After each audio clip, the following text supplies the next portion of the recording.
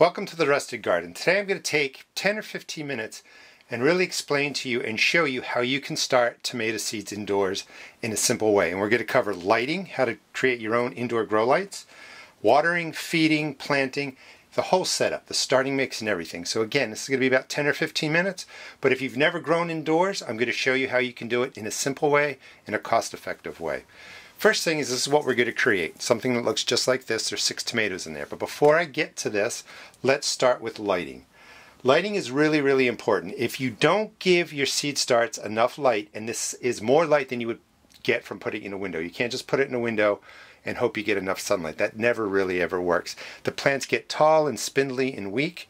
So you're setting up a light system that's going to give them a nice intense light and make them very strong seedlings and transplants, and they'll be really healthy when they go into your garden. 2 things you need to know. 1, you can pick up this receptacle for your light bulbs at Home Depot or Lowe's. They're about $8. The bulb goes right in there. You're looking for a marking in there. It says 150 watts. That's just to make sure that this has the capacity of 150 watts. These are 100-watt bulbs, so this will be able to house this light and use this light. Very important. This is going to be your light source. It comes with a clamp. You can set it up however you want, but you're going to want these to sit about 2 or 3 inches above your seed starts, just like that. The bulbs. Now, we have the new LED bulbs. There's 2 bulbs in here. These were, I think, $16 to $18, so they're about $8 or $9 each. They're a little bit expensive, but they only cost $1.80 per year to run. So you're not going to worry about spending a lot of money having these lights on these plants for 16 to 24 hours a day. It costs pennies, if that, a day to run these lights. Now, these are the CFL bulbs. These are LEDs, and these are CFLs. And the difference really is the cost. These are cost more right now. These were 4 bulbs for $7.77. So, you know, what's that, like $2 a bulb.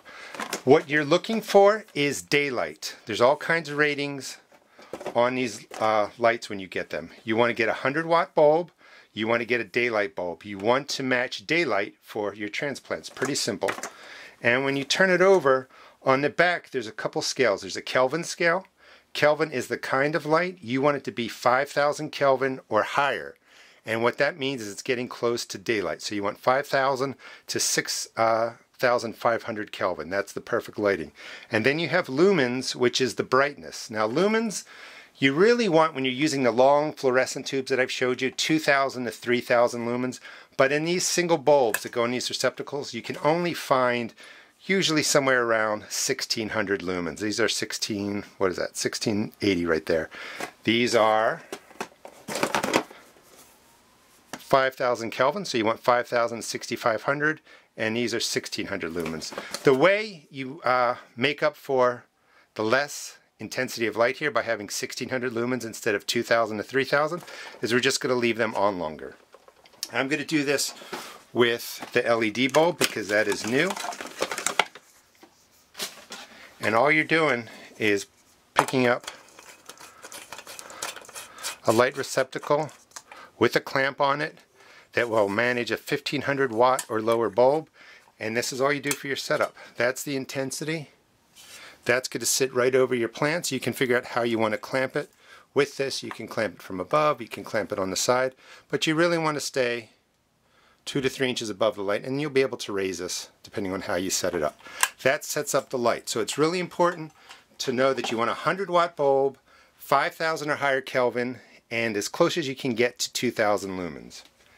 That's the lighting. You're also going to leave it on when you're first starting, when the transplants are coming up. Just leave it on 24 hours. I know it sounds weird, but when they break the surface for 3 or 4 days, leave it on for 24 hours. That will give them plenty of light, and they will not get spindly or leggy or thin. They're going to have enough light, so they're going to be a nice, stout, strong transplant. Next thing is you want to set up the box. And this box was only 98 cents at Home Depot. You're going to fill it up about 2.5 to 3 inches. You want a starting mix. I like to use the Jiffy starting mix. It's a dry mix. I've had the most success with this. I do make my own. You can go find some videos and I'll show you how to make it. But this is about $5 a bag. You also want to pre-moisten it. By pre-moistening it, you're just adding the water into it and it'll quickly absorb the water. If you put in a dry mix right into here and then you try and water it, this dry mix actually floats and it can take a couple of days before the water absorbs. So fill up your container to about 2.5, 3 inches and then press it down. You want a nice starting base for your root systems to grow into. And then fill it again. And pack it down. And that's about 2.5 inches tall. Now for tomatoes, and you can do this for peppers, you could do 6 plants. That's what I did in here. You could do 8 plants if you want to, but I want to do more than that. Now, the benefit of starting them this way is if you start, these are not tomato plants, but if you start them in here, when you get to a certain height, you have to transplant them. By using this container and this simple method, you won't have to transplant them. You can just grow them to size in here, and then I'll show you how we will be cutting them out when they're ready to be pulled out of there. So once that is done, you've got about 2.5 inches of the seed starting mix pre-moistened in there. Then you want to get a water bottle. Cut it down so that the size is below the edge here. Poke 4 or 5 holes in the middle, and this is going to be how you water your transplant. Drop it and make sure that goes to the bottom. And then this is just an easy way to water. You don't, normally I bottom water, but there's no point in putting holes in here. So by setting this up, you're going to just pour the water in here. You're also going to pour in your water and fertilizer solution into there. And it will disperse through the bottom and absorb into the starting mix. If you water from the top, you're really splashing around stuff. Sometimes you can splash the seeds, but you can move fungus and disease around. And this is a lot easier to do. So you would just put in 6 holes. And that would be how you start your tomatoes and peppers. Now these have been growing, I don't know, maybe 3 weeks. And this is just to give you an idea of what they look like. So, when do you water? You water when the surface is dry. When this surface, and it's getting close to that, when this surface is full of moisture, it's a dark brown, it looks more like that. When it's dry, this is what it looks like right out of the box. That's when you want to water. The top is always going to dry first. You don't want to keep the top always moist because that helps fungus and disease grow. So if you let it dry out a little bit, that kind of lowers the chances of disease and fungus spreading. You can also look in the side here too. You'll notice, you know, if it dries, it'll start drying down that way, down to the bottom. But the bottom is going to stay moist. So once the top gets to the light dry color, that's when you want to water. And for feeding, so when the seeds are first put in, the seed coat actually is enough nutrition for the seed to germinate and get growing. When they get their first sets of true leaves, let's see an example, when it looks something like this, like the smaller one, that's when you want to start feeding them once a week. But you want to feed them with a very, very weak solution of fertilizer. Let me show you what I mean. This is a chemical fertilizer. The NP and K in here is 15, 30, 15. You want the number for the NP and K to be under a 5, 5, 5. So half strength would be 7.5, 15, 7.5. That's still too much. Cut it down to a quarter, really. It says a third here. Ignore that. Cut it down to a quarter, and you get close to that 5, 5, 5. Because there's no rain, because this isn't out in the earth beds, you don't want your fertilizer to build up in your starting mix. So a quarter strength, trying to get the number of NPK down to 555 or less. And that's going to vary on what you buy. If you buy an organic fertilizer, this is Job's, and this is a 312. Just use that full strength. It's fine. 312, enough nutrition for this, for these tomatoes to grow and get the food that they need while they're developing transplant. So what I'd like to do is I make a gallon batch seed starting fertilizer, less than a 555, and this actually, the Job's looks like iced tea, so make sure you write on here for plants so nobody drinks it. So once a week, usually, you're just going to fill your container. Fill up the water bottle just like that. It'll slowly disperse the water through here, and the fertilizer through there, and your transplants are going to be perfectly healthy. So that's growing, or let that get watered, and it's going to do it slowly.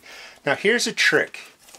Every type of plant that you grow indoors is not really exposed to the sun. So if it grows indoors for 6 or 8 weeks, it has no sun protection, so to speak. So if you take these out and put them into full sun, the leaves are actually going to burn.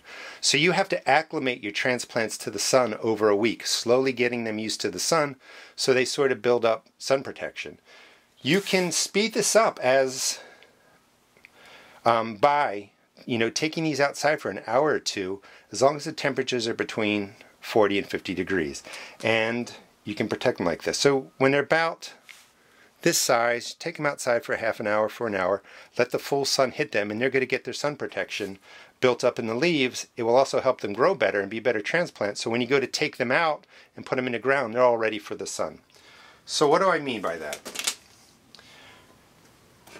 You can take the lids. This is the lid that comes with it. So for 98 cents you get a lid and a container. Put a piece of saran wrap on the top. Cut the top out. Even though it might be 45 degrees out, which is a little bit cool for tomatoes, you just put this right on top of them when they're small seedlings. Sit it outside. This will keep the inside warm. They'll get the sun, and they're going to acclimate to the sun. Bring them in about an hour. And you can do this regularly. How often? The more often you can do it, the better. And even if they get this big, let's see if I can do that. A little bit of a live test. Just make sure the plants bend inward.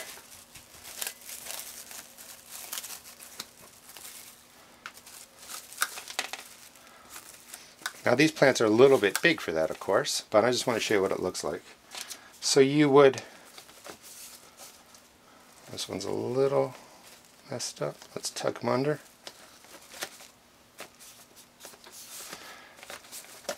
And that would clip together, and you could put that outside half an hour, for an hour, hour and a half. Start with a half an hour, work your way up. That will acclimate them to the sun. This is pretty much all you need to grow lights indoors. After a couple of weeks, your plants are going to look like this. You can leave them in there. Now, for transplanting, they're going to get about this tall. What we're going to do, let's use this, pretend it's a knife. About a week before you would take these outside, we're going to cut right through the starting mix, just like that, severing the roots.